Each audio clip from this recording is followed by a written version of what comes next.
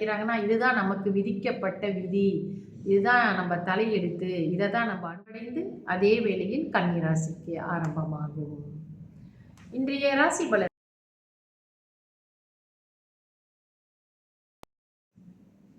அனைவருக்கும் என் இனிய காலை வணக்கங்கள்.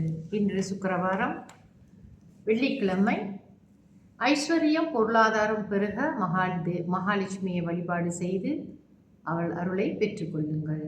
தொடர்ந்து இன்றைய பஞ்சாங்கம் பார்ப்போம். இன்றைய தேதி 15ஆம் தேதி 5ஆம் மாதம் 2026 வெள்ளிக்கிழமை, தமிழ் மாதம் வைகாசி. இன்றைய சூரிய உதயம் 7:02க்கு, சூரிய அஸ்தமனம் 7:17க்கு. இன்றைய திதி தேய்பிறை திரியோதசி. தேய்பிறை திரியோதசி இன்று காலை 11:01க்கு முடிவடைந்து சதுர்த்தசி ஆரம்பமாகும். இன்றைய நட்சத்திரம் அஸ்வினி. அஸ்வினி நட்சத்திரம் இன்று இரவு 10:45க்கு முடிவடைந்து பரணி ஆரம்பமாகும். இன்றைய யோகம் முதலில் அமிர்த யோகம், பிறகு சித்த யோகமாக வருகிறது.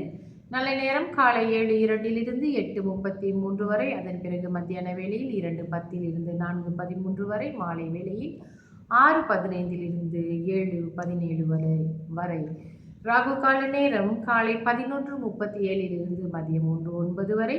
யமகண்ட நேரம் மாலை 4:13 5:45 வரை. கூலிகன் காலை 8:33 10:05 வரை. சந்திராஸ்தம ராசி இன்று அதிகாலை 1:40க்கு சிம்ம ராசிக்கு சந்திராஸ்தமம் முடிவடைந்து அதே வேளையில் கன்னி ராசிக்கு ஆரம்பமாகும்.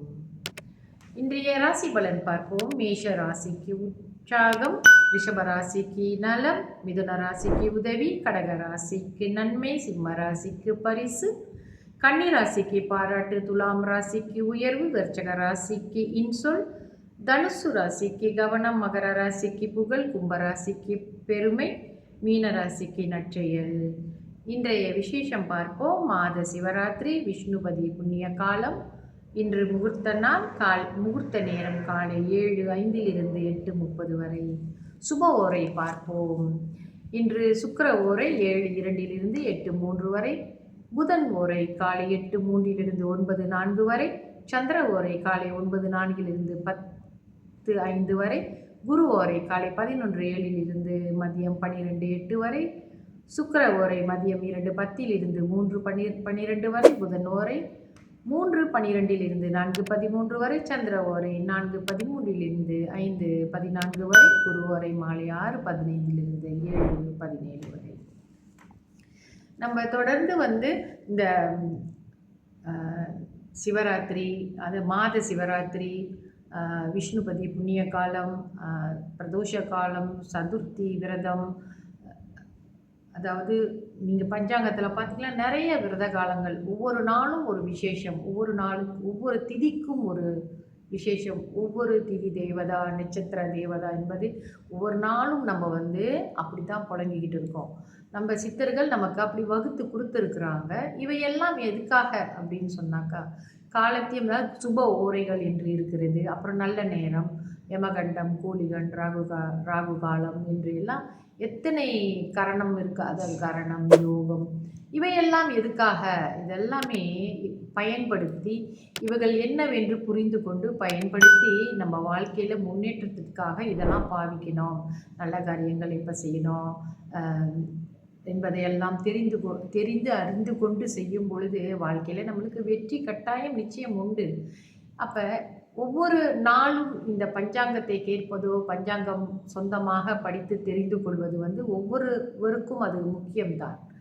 அதை அலட்சியம் செய்யக்கூடாது. அதாவது சில பேர் என்ன நினைக்கிறாங்கன்னா, இதுதான் நமக்கு விதிக்கப்பட்ட விதி, இதுதான் நம்ம தலையெழுத்து, இதை தான் நம்ம அனுபவிச்சுக்கிட்டு வாழ்ந்தாகணும்னு அந்த விதியிலிருந்து தப்பி செல்ல முடியாது என்றெல்லாம் பல விதமான கருத்துகள் பரவி வந்தாலுமே கூட அவைகள் எல்லாமே நம்மளை ஒரு டிமோட்டிவேட் பண்ணுற மாதிரி தான் அது கருதப்படும். இந்த பஞ்சாங்கம் பார்ப்பதனாலும் கேட்பதனாலும் படிப்பதனாலும் அதில் உள்ள விஷயங்கள், நல்ல நேரம், கெட்ட நேரம், இவைகள் எல்லாம் தெரிந்து கொள்ளும் பொழுது இந்த விரதம் இதற்காக எடுக்கிறோம், இதுக்காக, இதெல்லாம் நமக்கு ஒரு மன உறுதியை கொடுக்கும். ஒரு விஷயத்த நல்லபடியாக செஞ்சு அதை நம்ம வெற்றி அடையிறதுக்கு வழிகாட்டிகளாகவும் இது இருக்குது. அப்போ அதுதான் நமக்கு பரிகாரம். ஸோ நம்ம இதுதான் விதிக்கப்பட்ட விதி, இனிமேல் வாழ்க்கையை மாறாது அப்படிலாம் நினைக்கக்கூடாது.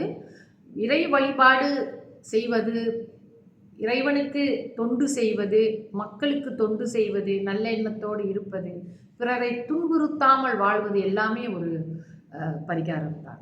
நல்லவைகள் செய்வதே நமக்கு ஒரு நல்ல பிராய்ச்சித்தம் தான். அது நம்மளுடைய வாழ்க்கையை முன்னேற்றுவதற்கு நல்ல வழிகள் காட்டும். நம்பிக்கையோடு இவைகளெல்லாம் நாம் செய்ய வேண்டும். பஞ்சாங்கத்தில் உள்ள நல்ல நேரங்களையும் நல்ல ஓரைகளையும் பயன்படுத்தி வாழ்க்கையிலே முன்னேறி வர வேண்டும். இவைகள் மட்டுமே அல்ல, இன்னும் எத்தனையோ விஷயங்கள் சித்தர்கள் நமக்கு சொல்லி கொடுத்திருக்கிறார்கள். பஞ்சபட்சி சாஸ்திரம் மூலியமாக ஒருவரை மிக நன்றாக வாழ்க்கையில் உயர்த்த முடியும் என்பது எல்லாமே இருக்கிறது.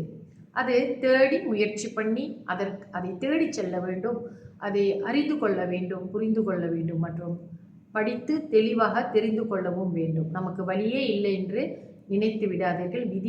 விதித்தது இவ்வளவுதான் என்றும் நம்ம நினைக்க வேண்டாம். முயற்சி தான் மிக முக்கியம். ஒரு எறும்பு கூட அதை நசுக்கிட்டாக்கா அது தொடர்ந்து எப்படியாச்சும் முண்டி அடித்து கொண்டு எந்திரிச்சு நகரத்தான் பார்க்குறது. ஒரு எறும்புக்கே அவ்வளவு சக்தி இருக்கும்போது, நம் மானிடராக பிறந்த நமக்கு இத்தனை வழிகாட்டல்கள் இருக்கும் பொழுது, இத்தனை குருமார்களின் உதவி இருக்கும் பொழுது, நம்ம ஏன் பயப்படணும்? வாழ்க்கையை பார்த்து நிச்சயமாக நம்மளால் முன்னேற முடியும். எண்ணமே வாழ்க்கை. நல்ல எண்ணங்களோடு இருப்பவர்கள் சிறப்பான வாழ்க்கையை வாழ்ந்து கொண்டு இருப்பார்கள். நன்றி, வணக்கம்.